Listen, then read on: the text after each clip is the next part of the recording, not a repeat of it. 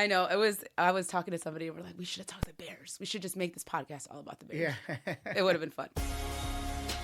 I'm Kiki, and I'm a storyteller. Everyone has a story, and I'm here to listen. This is What It's Like to Be Here.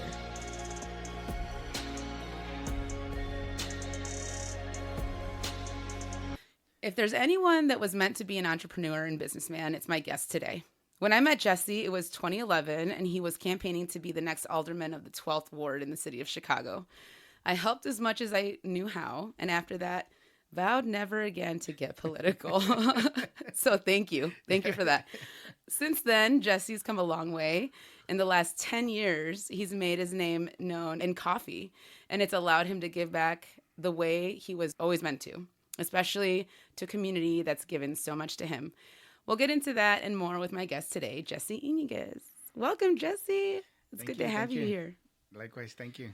Yeah. So as I was thinking about that, I was like, yeah, that was a hard time going through that campaign. It was. I certainly learned my lesson. Uh-huh. Yeah, for me, I wouldn't say I wouldn't get political. I'm still very much political, but in a different realm, right? I think, when looking back, one of the reasons why I wanted to run for office was to be able to have a positive effect in my community. And I thought that, in Chicago, the position of the alderman is very unique. It's serves as a legislator, creating laws and like any other legislator. But the way it's divided up, they also kind of, it's almost like a little fiefdom that they run, their the area or their ward. And, unfortunately, many of them just don't do it right, which is why I ran against my opponent thinking I could do it better. And that's what it was, being able to have, a positive effect in that little area of the city was my goal. At the time, I thought that, politics and elected office was a way to do it. But fortunately, life, you had a different, had something to say, and it turns out that wasn't the way. Is in business. So I'm able to do a lot more as a private citizen in my community, doing some of the things that we were looking to do, providing jobs, creating jobs, paying above minimum wages. We pay fair wages. We pay livable wages. I'm still able to do my advocacy, right? I'm still able to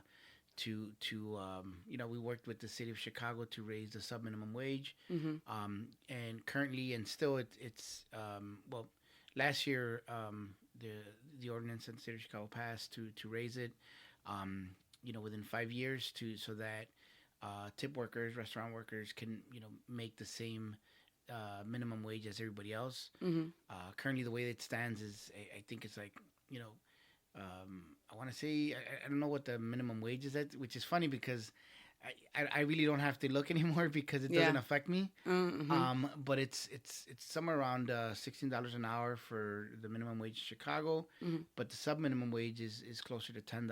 So every year is gonna raise a little bit more until it's the same. So things like that we've done. So I'm still able to do that. Been able to go to DC and do some advocacy work there on behalf of small businesses and workers.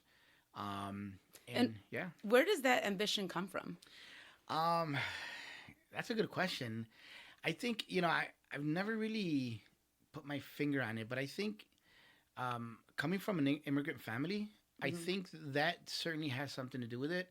Because when you think about it, I always said immigrants are the ultimate entrepreneurs because they literally come from somewhere and to a strange place, not knowing the language, not knowing what expects them, especially coming to Chicago. My family coming from, an area that's between 60 and 80 degrees year round, and arriving to a blizzard. Yeah. So I think it certainly comes from my immigrant family's background, the mentality of, you just got to get it done.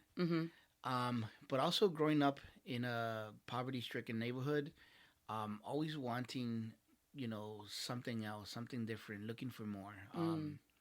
And one of the things that growing up in back of the yards, I was very lucky to have was mentors who also instilled that responsibility to your community. So it's not just about yourself; it's about everyone else around you. Then I'm gonna misquote Cesar Chavez, but there's a quote saying something about something around success not just being about you, but about about your community as well. So if your community is successful, then you're successful, and if you're able to bring it with you, then that's when you truly are a success. So, so it's like ingrained in you. Yeah.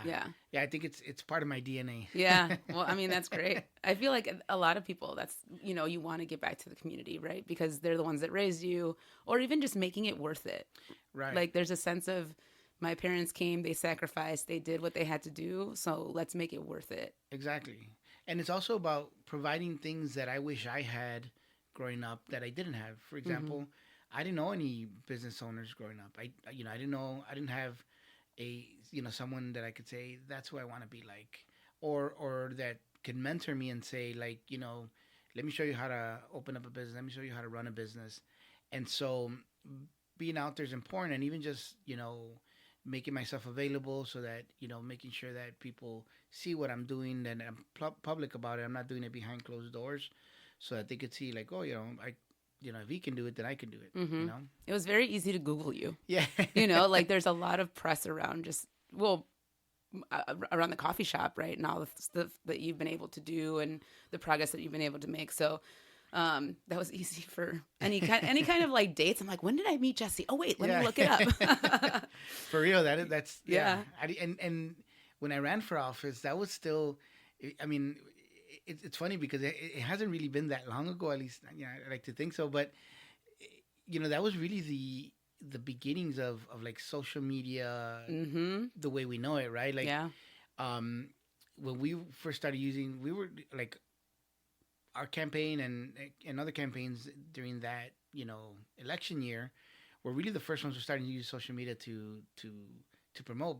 Back then, before that, nobody really used it, and it was also used to my disadvantage, right? My opponent created a mailer that he sent out to the community using pictures that he found on MySpace, which were and there weren't even pictures that were bad. It was just it was like behind the scene pictures of me with one of the models from No Manches when we used to run that,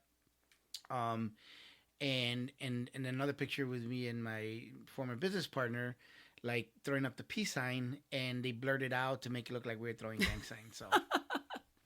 Oh, manipulation. That's what I loved about that campaign. It was just like fighting fire with fire. Right. All right. So the first real question that I ask everybody on this podcast is, how old are you? I'm 44 years old. Yeah. And, wow. I'm still, in a couple months, that's going to change, but I'm still 44. Ain't no shame in the number. Yeah. All right. So, I mean, we've been talking about all of this stuff, going through your past a little bit, but what does it feel like to be here when you think about all the things from the past and everything that you've been able to do, stuff that you've been able to accomplish, failures, all the things? What does it feel like to be here now? I think we're in a place now where things are starting to come together, right? And I think everything happens for a reason. You learn from your mistakes, and the trick is building off from them, right? Some of the best lessons come from mistakes or from failures. And I think, where I'm at now is I'm where I'm supposed to be, right? I think, running for office, for example, to me, like when we lost, like, I still remember, like, I just didn't get up from bed for like 2 days because everything I did was building up to that one moment. And then when you lose, like, what now? Right. And so, and it was tough to lose, but then as you move forward and you realize, and learning from that experience, there's so much that was gained from that. And, a few of the volunteers that supported us, are now elected are in elected office, like Selena Villanueva. Yep. She's a state senator. Teresa Ma. Mm-hmm. She's a state representative. Also, Aaron Ortiz, a state representative. And the list goes on. Even in New York, we have Yesenia Mata, who's now the commissioner of Veterans Affairs for Mayor Mamdani. Mm-hmm. She was a high school, no, she was a college student, but she was super young, and now she's now part of Mayor Mamdani's administration. Mm-hmm. So like, we like to think that if we focus on I lost, but really our community won. Also, for the 12th ward, the race that I ran in, the alderwoman there now, she was Julia Ramirez. She was a volunteer as well, and she was in high school. Oh wow! So yeah, exactly. So, and she's amazing. And these are all good progressive folks who I still keep in touch with, who we're still friends, and whom I support. And who've also been supporting my endeavors. So, yeah, even same thing. Even with the coffee shop, I had opened up a coffee shop before, and it failed, Mm-hmm. right? But I learned from that experience. Years before that, my first big endeavor was No Manches Clothing, Mm-hmm. and that was a huge success in the beginning, and then it just kind of fizzled out. But again, all these experiences have taught me and gotten me to where I am today. Mm-hmm. And now, seeing and having the resources that I didn't have before, and the knowledge and the capacity that I didn't have before, and the team, we're able to do more things, bigger things, and looking towards the future. Mm-hmm. Yeah, I can imagine just all the connections that you made. Yeah. Right? Because you had to go out there, shake hands, kiss babies, right? Like they say. Mm-hmm. But now those babies are doing their own thing. Right. Right? Exactly. And they had a model, right? They knew somebody that was already doing it. So the other thing too is I vaguely remember that you had that initial coffee shop. Yeah. But what was it like to watch that fail? I mean, obviously there's that loss and that failure, right? There's a certain type of grief, but then there's almost like a resilience builder. Right. Right. And so I'm sure that allowed you to say, well, then hell, this didn't work, but let me try something else. Yeah. Which is what I feel like what you've been doing. Yeah. But even that process took me a long time. And for a couple of reasons. So, when I opened up the coffee shop, and it was right after the coffee shop, I ran for office. I really didn't get to mourn the loss of the shop, but that process of losing the shop. One is the reason why it failed was because I didn't do my research. I didn't do my homework. I thought, you build it, they will come. Mm-hmm. It doesn't work that way. There's a lot more that goes into running any business, in particular a coffee business, that if you don't do these things, it's gonna fail. Mm-hmm. I mean, and just building it anywhere is not, that just doesn't happen. You have to. The location matters. Mm-hmm. Marketing matters. Making sure you're providing the right, services and products. All of that matters, right? But then when that failed, and then when my, race for Alderman also failed. I had made a promise to my daughter's mother. At the time we were married, and I said if these things don't happen, and if I fail, then I'm just gonna get my 9-to-5 job, and I'm gonna just do the regular thing that we're supposed to be doing. Mm-hmm. And I did. I kept my promise, and I was miserable. Oh. That's just not who I am, Yeah. and so, but I also did it because my daughter was young, and I'm like, I didn't want to take risks that would affect my daughter. Mm-hmm. And I had an opportunity to run again in 2019, but I was going through I had gone through the divorce, and so sorry, not 2019, 2015.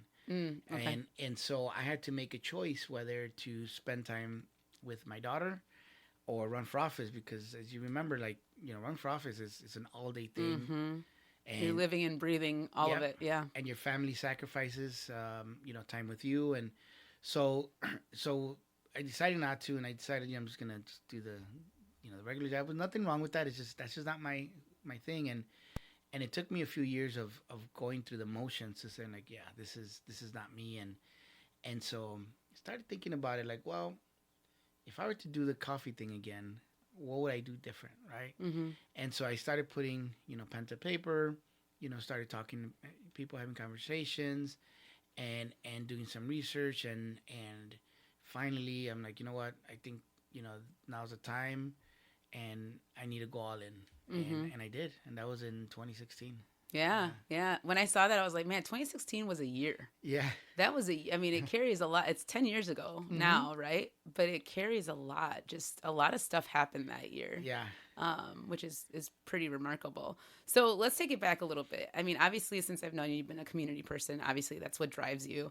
Talk to me about your neighborhood and growing up and in your version of Chicago, I like to say. Yeah. So there's historian Jay Dilla that says everything dope comes from Chicago. Yeah. And it's true. Yeah, 100%. But I like to take it even a little bit further, like, and I would say like 75%, 80% of those things come from back of the yards, Because, I mean, if you think about it, like back of the yards is historically immigrant port. So a lot of people came through there because there was jobs and there was cheap housing, right? And so, a lot of industry came from there. When we think about what was there before, it was the Union Stockyards. And when you think of the Union Stockyards, you think, cattle and pig, and you think about the meat. But, everything from leather to glue, shoes, a lot of things came from back of the yards that were, sent around the country. And the workers, too, we had the Upton Sinclair who wrote The Jungle. That book, was the reason why the USDA was created. Then you have, the back of the yard neighborhood council that was founded by Saul Alinsky. He founded the modern day community organization. Before that it didn't exist. And in fact, former President Obama, he said that one of the reasons he came to Chicago was because he wanted, to study from Saul Alinsky and that style of organizing. So yeah, a lot of dope things come from Chicago and specifically from back of the yard. So, and that's what we want to do. And then, once the stockyards closed, they created factories, and in the area, they created an industrial park where they built factories. And that's why my parents arrived, because there was jobs there. There was cheap rent. And then for a long time, back of the yards became synonymous with gangs and gun violence and a lot of areas in Chicago, though, and I feel like folks think about certain areas, but it's like where you lived, which was, it was all over. Right. The gangs really ran rampant in the city. Exactly. And if you were to Google today, like even we're doing some research just on YouTube for trying to find some videos in regards to some of the historical background of back there, specifically for the African American contributions, and there wasn't much, but like you'd see a lot of the violence stuff on there, and so part of what I wanted to do when we opened up back of the yards was we wanted, to put the name in a brighter light, so that when you Google back of the yards, it wasn't just guns and gang violence, it was coffee, it was community, and I think we've been pretty successful at that. Like there's we've put the name of back there not just in the city of Chicago, but outside the country and in international as well, in Mexico. And so now when people who have never been to back of the yards and who hear about back of the yards, they make it synonymous with coffee, and so for us that's a good thing. Yeah, for sure. So how did you grow up? Where did you grow up? Obviously back of the yards, but what was it like for you back then? Yeah, it was rough. I mean, we were poor. I'm the seventh child of 8. I had no idea. Holy moly! Small Mexican family. So we had this is why people would say to my parents, "No más dos." Right. And I'm like, yes. Well, that's why for me it's no más uno. When we had extended family, like cousins and stuff. So, picture this: when my parents arrived, now the housing that was built in back of the yards was built for workers, not for families. Okay. So the rooms were small because, the more rooms you can fit, the more people you can rent it to, right? Mm-hmm. And so when they arrived with 6 children. I wasn't born yet. They arrived from Guadalajara. They got their visa to come in, and once they arrived, they would get their residency. Mm-hmm. And so, but they needed 3 months to get here, so I had to sell off everything that they had, the little they had, and then come to Australian lands, and then come in the winter of '78. Oh my god. Yeah. So, and they arrived to this 3-bedroom house, where in one of the bedrooms it was my grandfather and grandmother that were there. In another bedroom, my aunt and uncle and their family, and then the other one was my other aunt and uncle and their family. So my parents and siblings slept in the living room. Oh wow. Yeah. And so then little by little they started leaving, and then my family just stayed there. And they rented for a while, and then they ended up owning that house. Oh wow. So that was pretty cool. But one of the nice things about it, it was a rough neighborhood. There was a lot going on. There was gang violence, especially in the '90s. It was when it was really, really rough. But there was a park across the street, so I was able to go out. Because in the house, there was no space. So, oh yeah, I can imagine. So we're always outside. And in the winter, we're in the field house playing basketball or floor hockey, and in the summer, we're playing baseball, soccer, football, basketball outside as well. And they had the pool, which is always there, and that was across the street. So that's how I grew up. I grew up really playing sports with kids around the neighborhood. Obviously, because of that, I was also exposed to a lot of gang activity. Mm-hmm. But because I had older brothers and sisters, some of the older gangbangers, they didn't mess with me, and they they knew my dad was super strict. Like they didn't mess with the Íñiguez because they weren't about that life, right? Mm-hmm. And so as a kid being out there, they would kind of protect me, right? And so they were I didn't know what they did or who they did it with. All I know was when they were outside and they would see me, they would say hello, and they would be respectful, right? Mm-hmm. Mm-hmm. That's the kind of environment that we grew up.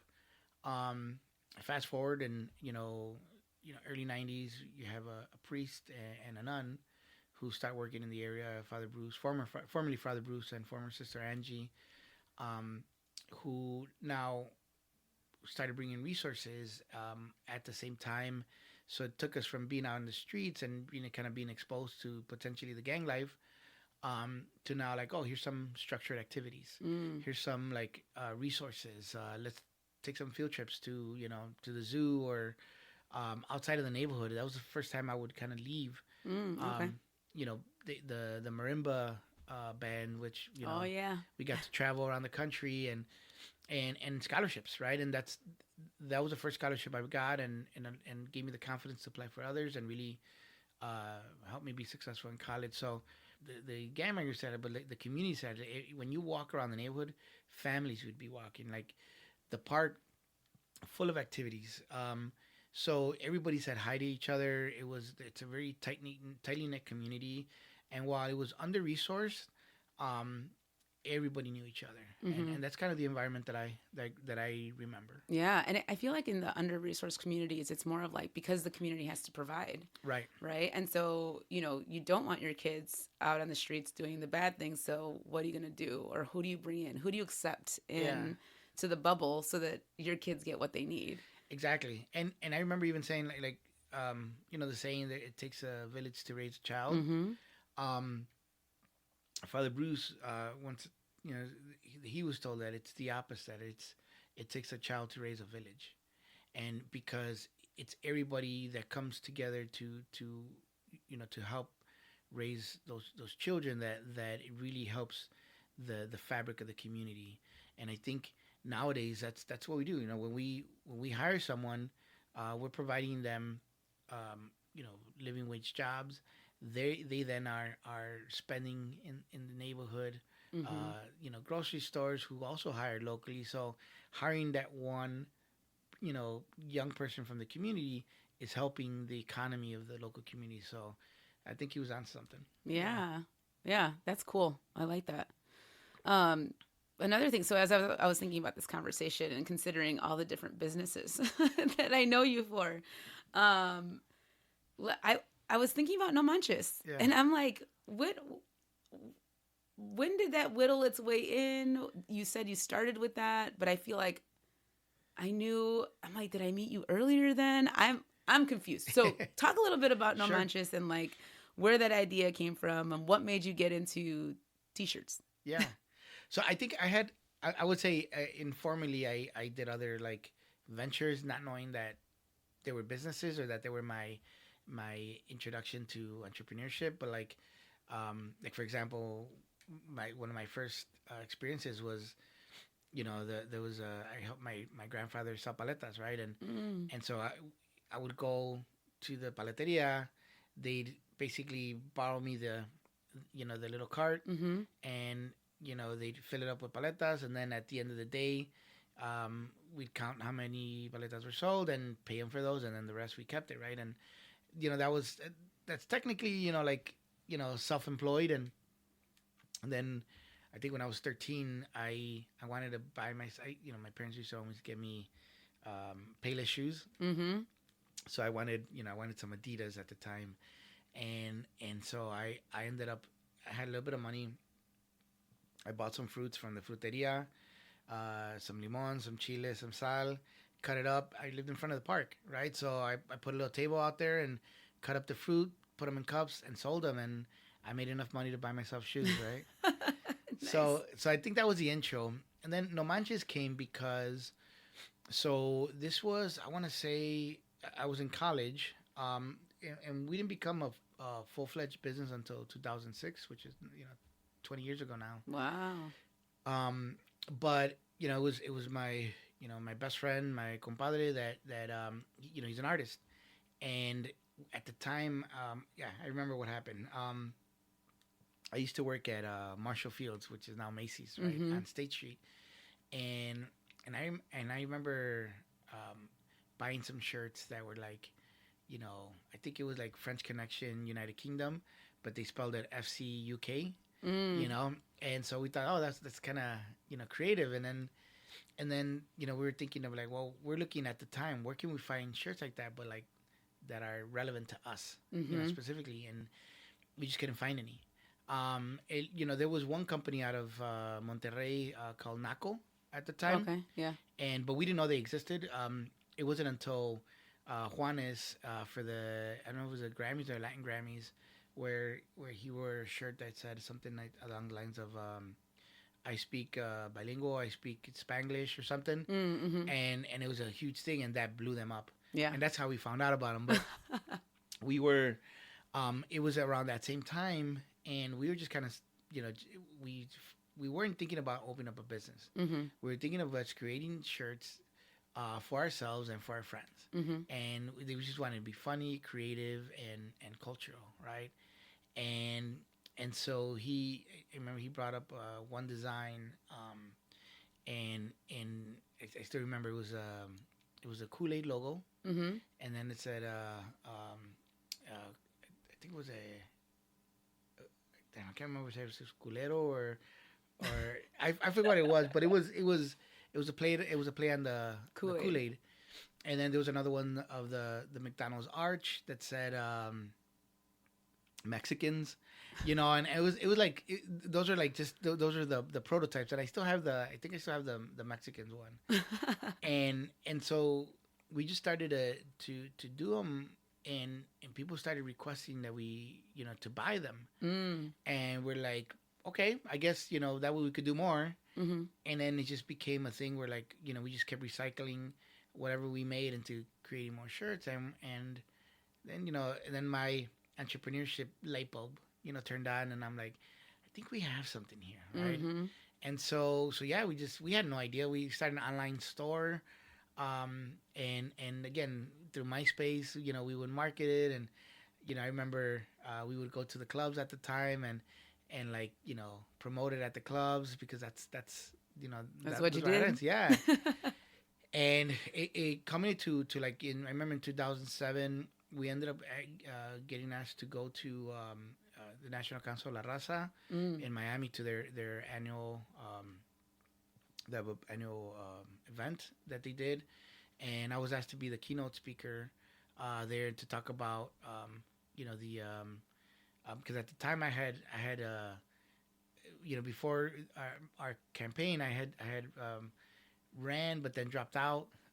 So there was still a little bit of that and happening. So they asked me to speak about how like the politics and entrepreneurship and how they go hand in hand.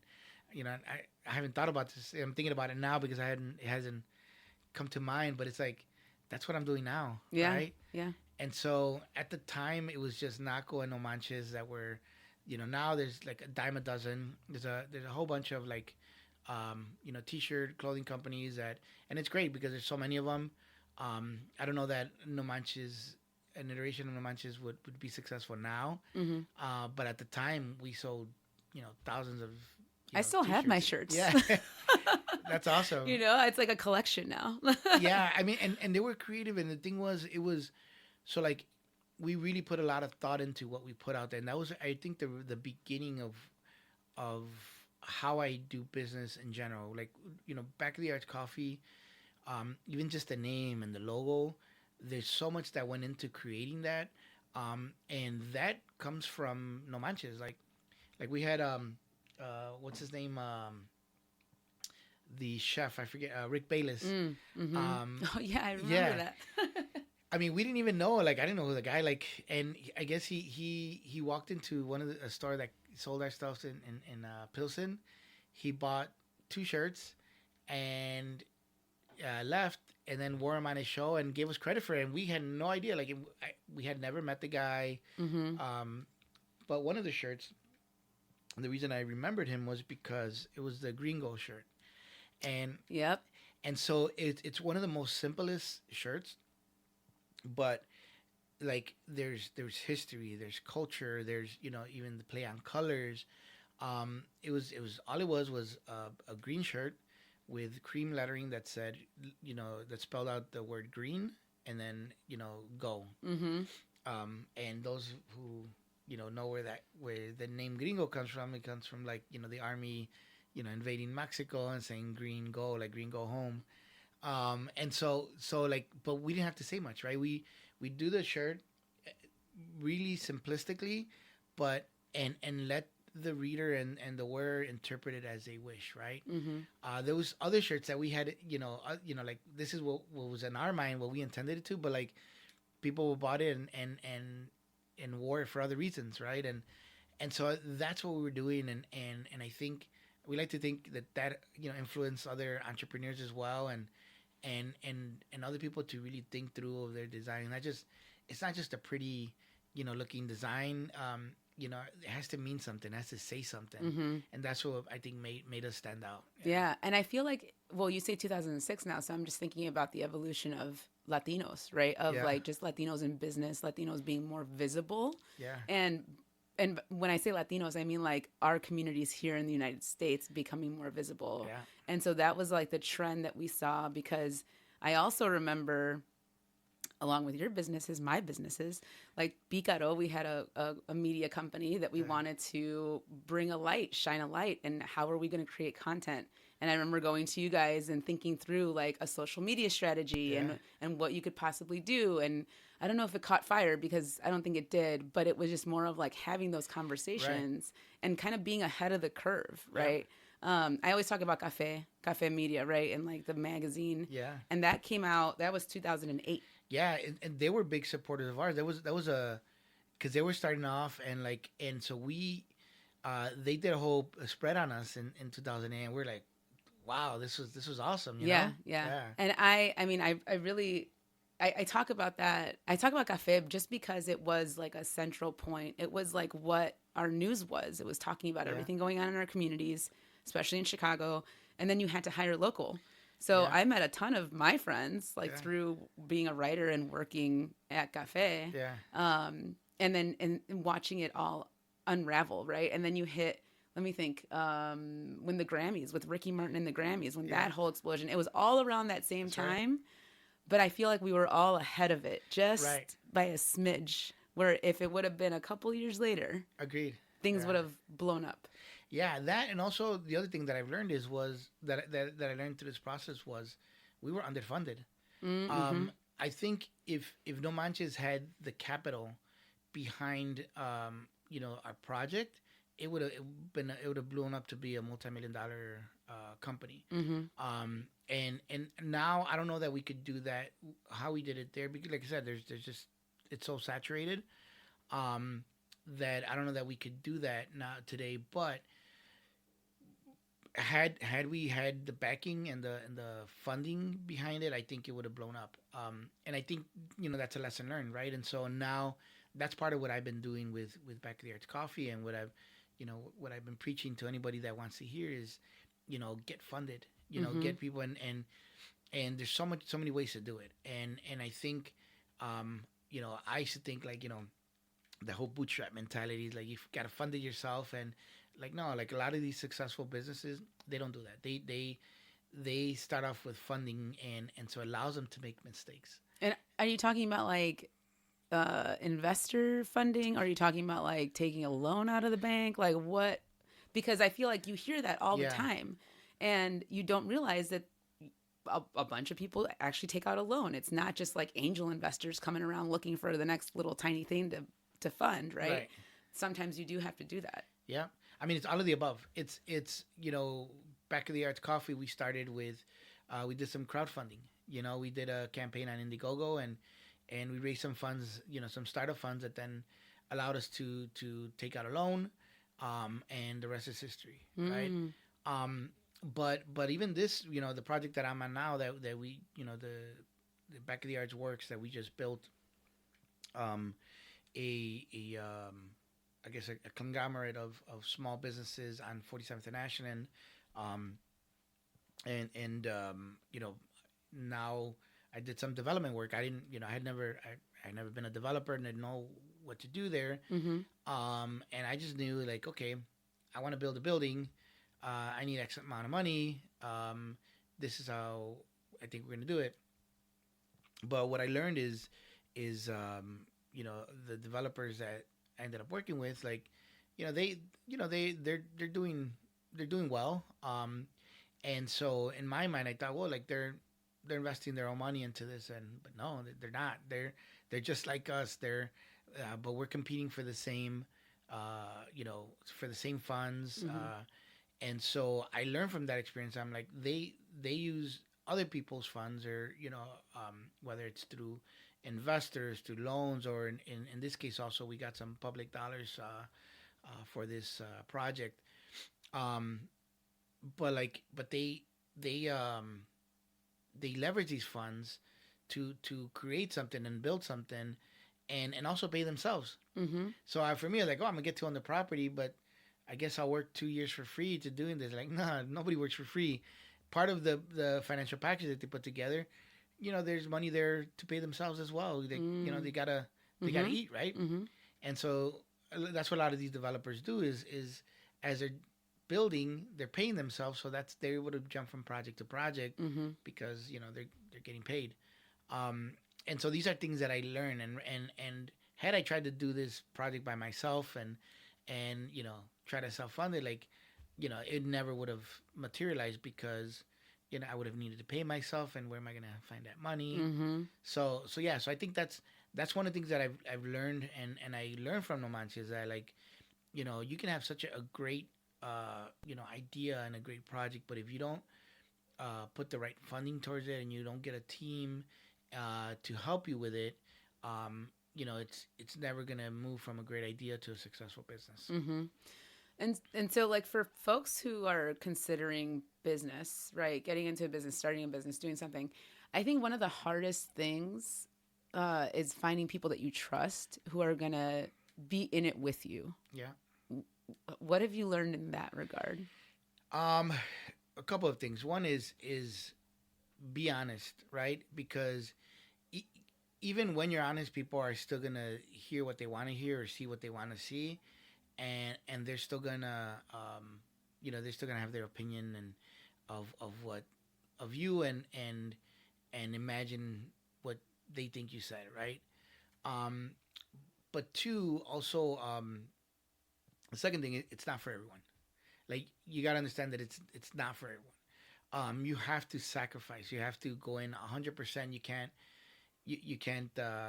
half-ass it. You gotta go all in. Like, you gotta be willing to quit your full-time job.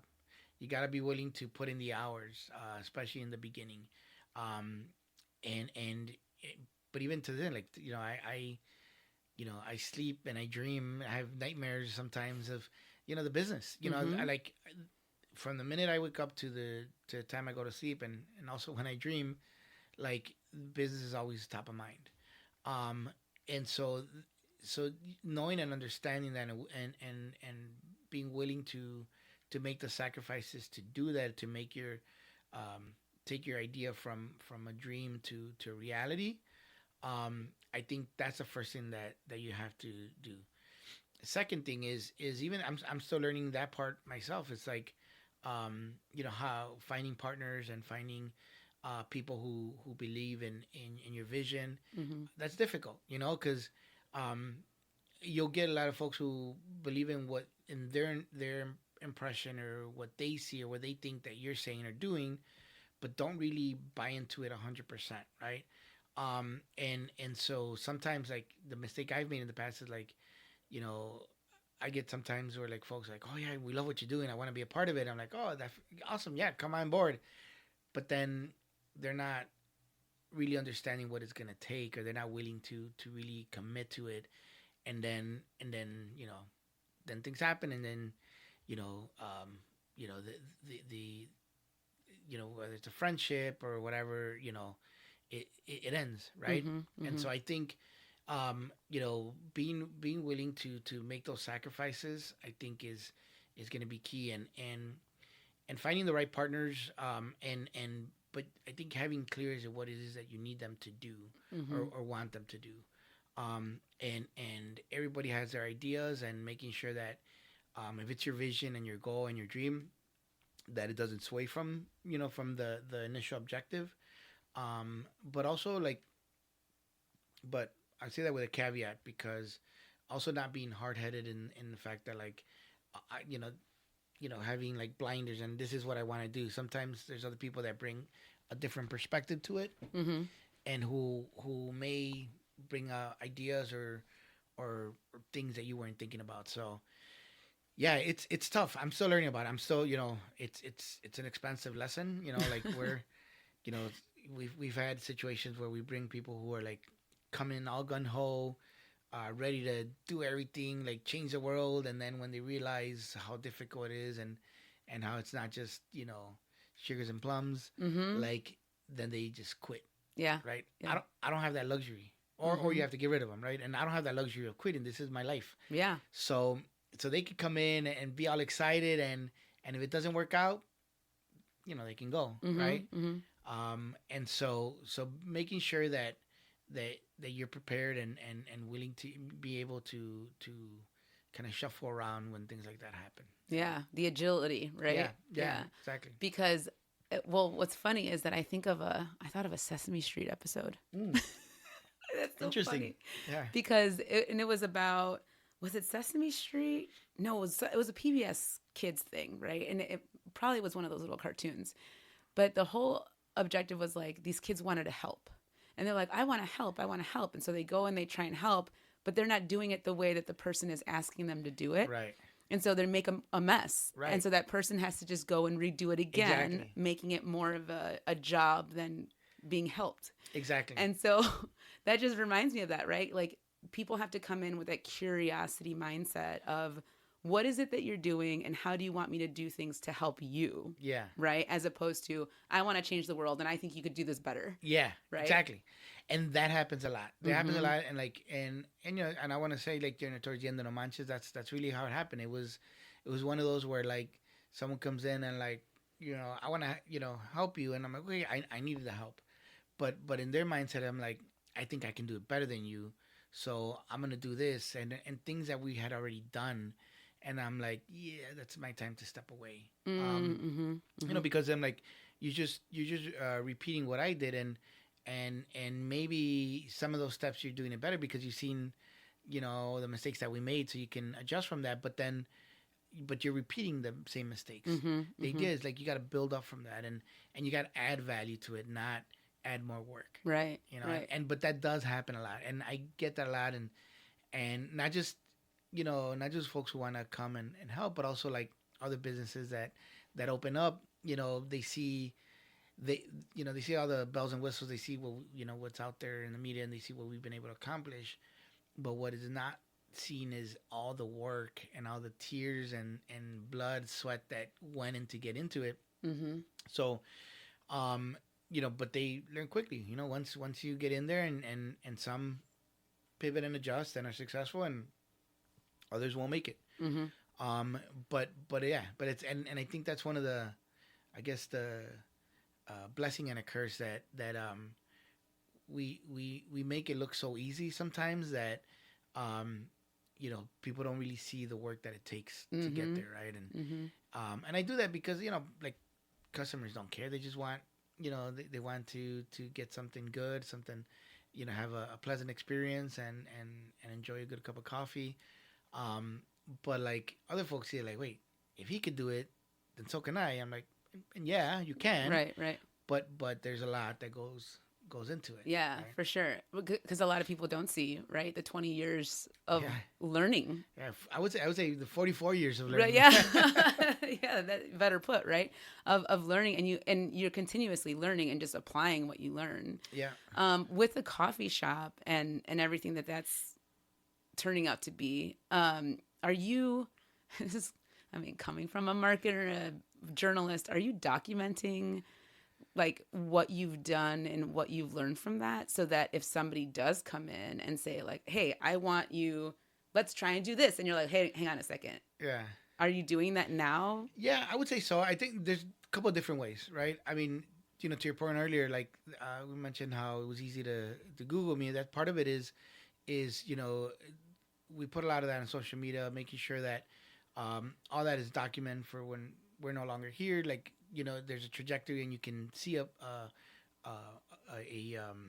timeline of things, right? And so that is something that we've kind of been intentional about.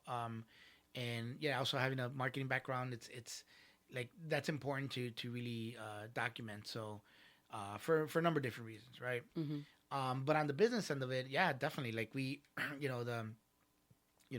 particularly the financial aspect of it, the forecasting, because that's the part that nobody thinks about, honestly. Because and that's, and I was gonna say that's a part that a lot of people, that's a part, and the reason why I focus so much on that is because that's the part that I didn't do when my first coffee shop failed. Right. And I did do it, but it was like, I remember at the time I Googled, coffee shop business plan or something, and I found something out there, and I copy and pasted and use some of those numbers and to be like, well, if they could do it, then I could do it, but completely different situations, and that doesn't necessarily apply to you.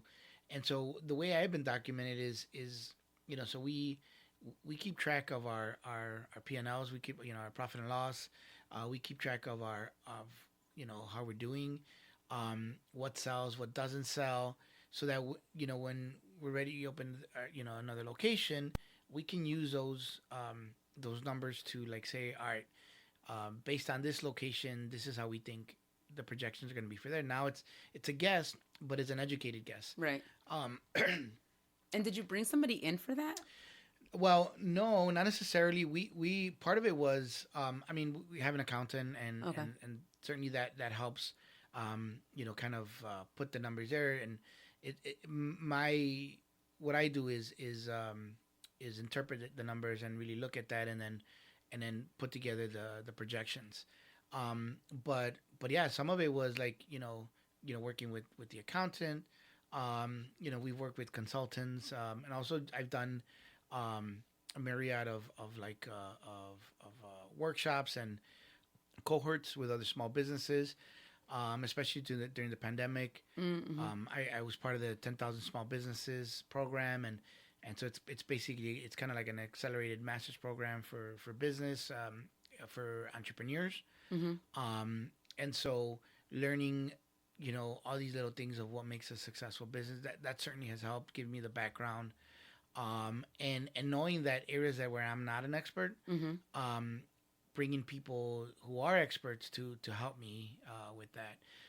But yeah, I mean, so we document the numbers. That's a huge thing. We document our successes and failures.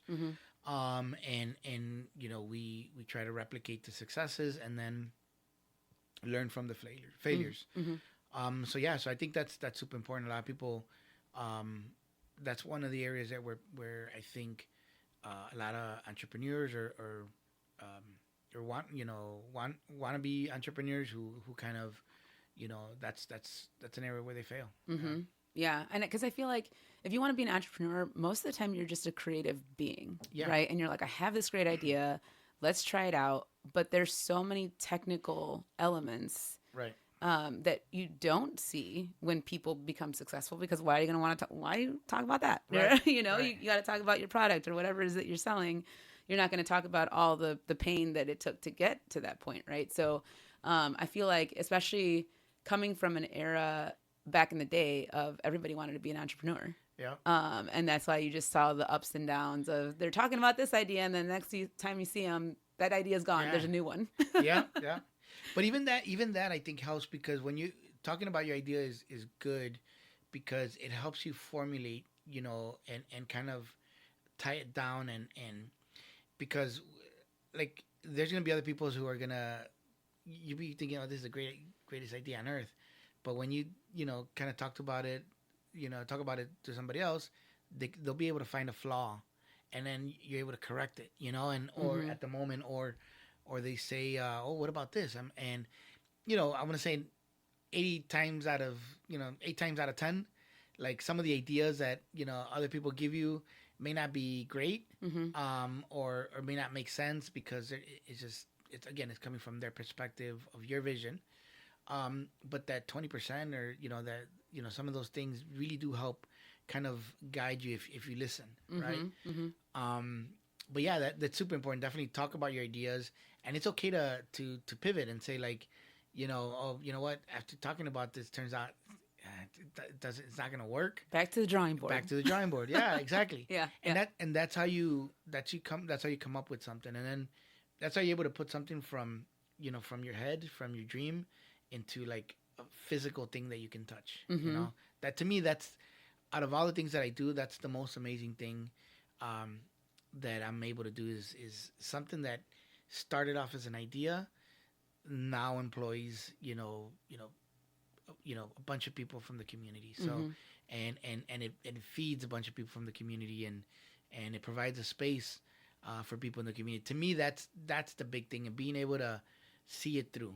And I was gonna say, and that's the other one. I think the mistake some of those budding entrepreneurs made was not necessarily like jumping from idea to idea, is not following through, and not making sure that they went from beginning to end. Right. And I think that is what makes the difference between an entrepreneur and someone who's not. And I would say, as I said in the beginning, it's not for everybody. It's a tough, industry. And like, especially, if you're married and you have a family, that could be challenging, to them. And if they don't understand, or they're not supportive, it's just not going to work. Yeah. So, So the moral of the story is marry wealthy so that you can do whatever you want. I wish I would have known that, but see, I made the mistake of marrying for love. No, but should have known better. Yeah. Well, just kidding. She will say, though, my wife will say this, that I married for insurance. So because I mean, yeah. Right? That's the battle. It is. And I think about entrepreneurship, right? And if I tried, but the thing is that I live with a chronic condition, right? I live with type 1 diabetes, so there's no way. I need insurance. I need to know that my life is not going to be hanging by a thread, or that I'm going to be price gouged, right? Into paying thousands of dollars for my health and my life. So, exactly. There's a balance. You have to figure out what's going to work for you as an individual, and how are you going to freaking survive in this world? Yeah, and for a long time, since I would say I was unemployed, so I wouldn't say since 2015, 2016, when I left the last job that I worked as an employee, I'm like, wow, now that I think about it, I'm like pretty proud of myself. But since then, up until I got married, 2 years ago now, I didn't have health insurance. Oh, wow. So I didn't know, I didn't see a doctor, I didn't see anything. And so, you mentioned type 1 diabetes. I needed a surgery for my nose because, I couldn't breathe through this side. And it was a surgery that I had been putting off for a long time, obviously, because I couldn't afford it. Yeah. So I go into getting, I have PPO, so I can go directly to, I learned my lesson from the past, and I went straight to, ear, nose, and throat doctor. Mm-hmm. And he told me, yep, exactly what you need. You need the surgery. Let's make it happen. You just need to go to your what do you call him, your general practitioner. Yeah. And just get the okay. I'm like, oh, cool. And so I didn't have a general practitioner. I hadn't even seen the doctor. So I made an appointment with a new doctor, and she ran some tests. And I remember being upset that she's like, yeah, you're not getting the surgery. I was like, what you mean? Like, I just need you to approve it. Mm-hmm. Where it turns out, I had diabetes. I had type 2 diabetes. Mm-hmm. And my A1C was like at a 16.8. Holy moly. Exactly. And if it would have stayed there, like, who knows what would have happened, right? Just for everyone's knowledge, a normal A1C is anything under a 6 for a able-bodied human. Yep. Mm-hmm. Yeah. And so that was frightening, and part of it is, like, my lifestyle just kind of going. And prior to being married, I was also like self-medicating with, alcohol, Mm-hmm. and having those group of friends who were also encouraging that. And it wasn't a healthy lifestyle. Like, we didn't, I didn't know that that's what I was doing. I just, like, I was stressed, and I was, so, I'm like, all right, I need a beer, Mm-hmm. and so and then eating, unhealthy and not in a schedule, just, whatever is available, and eating after I'm starving because I'm like too busy doing work. On the go all the time. Right. Yeah. So because of that experience, like, I really wanted and needed that surgery, and they put me on Jardians, which is a pill, on Ozempic, which is, an injection, GLP, and then an insulin. And so that was scary, but but luckily I was within a month. I brought it down to, like, with all of that, all of the drugs that you actually needed to make your body work the right way. Yeah, for sure. It would impact you quickly. Stabilized. And now I'm have to say, like, I'm at a 6, between 6.2, 6.4. Nice. That's good. I'm not on insulin. I'm not on Jardians. I'm only on Ozempic. Mm-hmm. And so, but again, it's because, because I got married and my wife has health insurance and she was able to put me on. Otherwise, and that's one of the things that, like, people don't think about. Like, when you have when you're employed for someone else and you have your 9-to-5 job, all those things are done for you, right? When you're an entrepreneur, it's not. So I tell people, the majority of what I do has nothing to do with coffee. Like, when I first started, I was roasting, I was brewing coffee, I was, on the espresso machine doing latte art. That's fun. But I do none of that now, because now I have to make sure that I have health insurance, that my employees have health insurance, looking into 401ks. I need to make sure that the business has insurance, that we have, that we're paying our taxes. There's so much more that goes around all these things, about running a business that have very little to do with that. So, I kept putting, to the side, the health insurance, 'cause I'm like, oh, it's expensive, and can't afford it. And, but no, that's, that's, as an entrepreneur, those are things that people don't do for you. You have to seek, and you have to do for others. Right. Yeah. Right.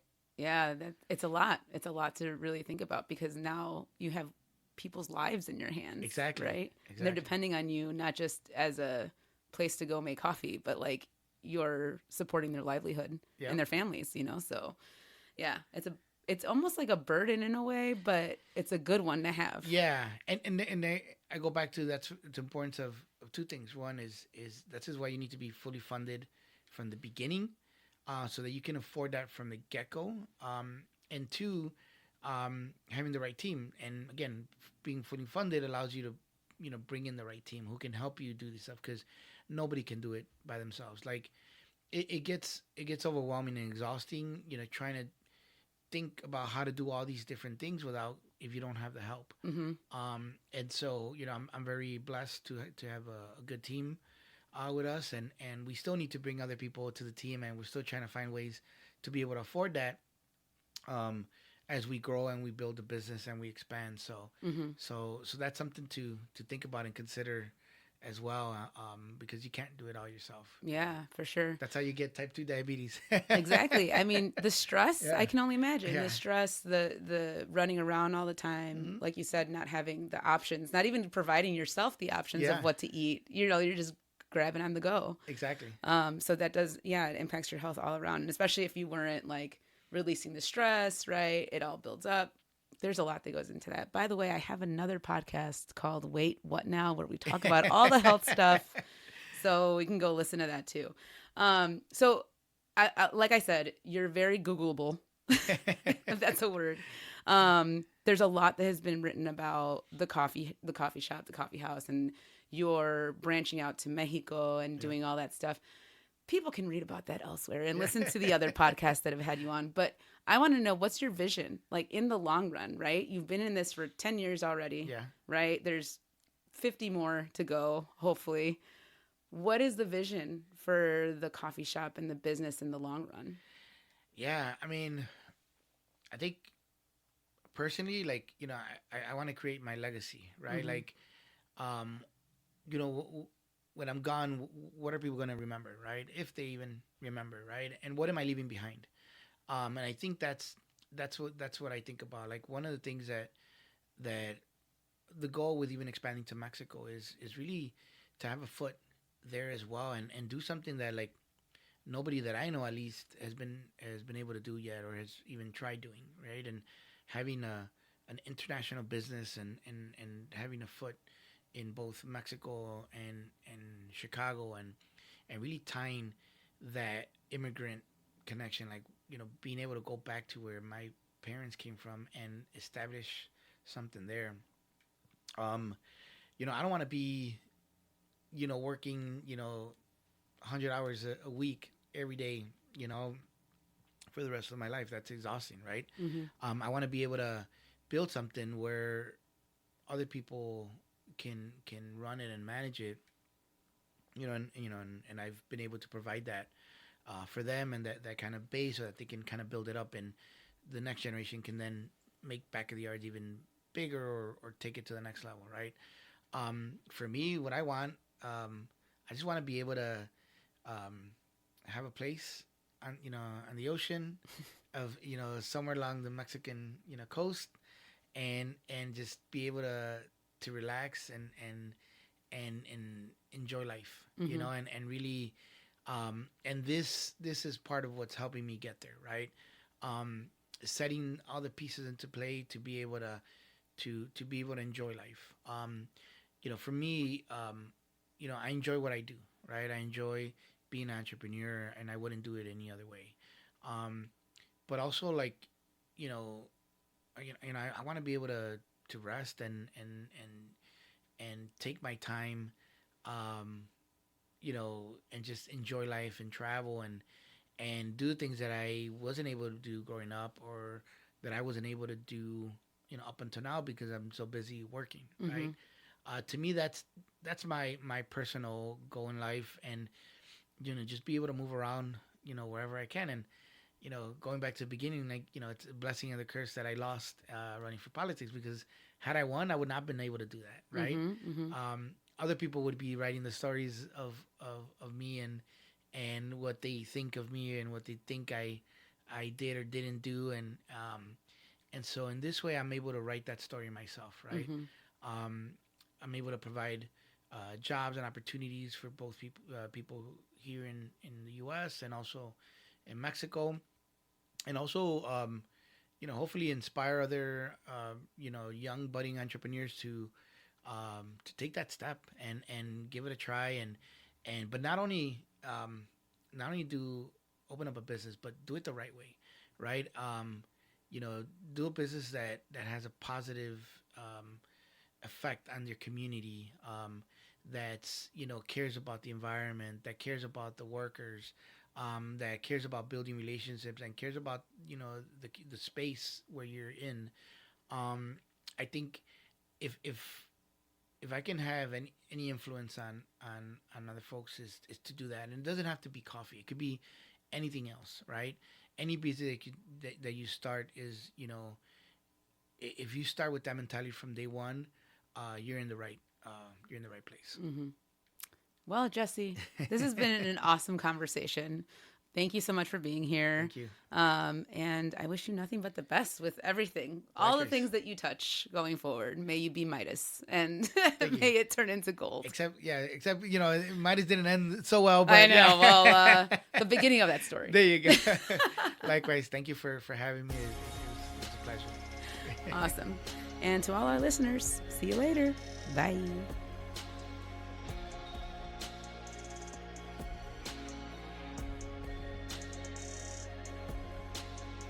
Hey, this is Kiki. If you made it this far, you officially made it to the end of the episode. Thanks for being here. If you're listening on a platform where you can rate and subscribe, please do. It really helps more people find the show. And hey, leave a comment. Tell me what you liked, what stuck with you, and what you want more of. You can also follow the podcast on Instagram at What It's Like to Be Here Pod. Catch you on the flip side.